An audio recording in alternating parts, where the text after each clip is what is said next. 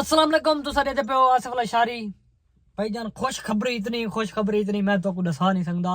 चाचू सादिक वेले मुंडे दा प्यो मिल चुके ए तो को मैं वीडियो दिखाना पिया ए पहले वीडियो देखो तुसो यार मेरी गाल सुनो गाला ते गाला कीती पे और पूछी पे किने मिलियंस वगैरह सारी बात च आवे सी यार फिलहाल तुसा इयो खुशखबरी सुन के नो कि चाचू जान मिल चुके ठीक है ए गाला इतना ना करो मेहरबानी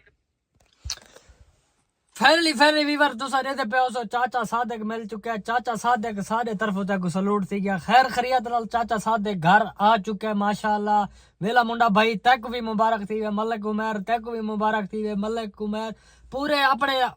इलाके वाले को पूरे अपने तोरे वीवरों को सारे तरफों मुबारक थी वे चाचा खैर खरियत दे नाल चाचा घर आ चुके हैं माशाअल्लाह अल्लाह पाक को लंबी जिंदगी देवे अल्लाह पाक उनकी खैर करे अग्गा दी भी खैर करे लव यू ठीक है सारा मैसेज तो तक पहुंचाया।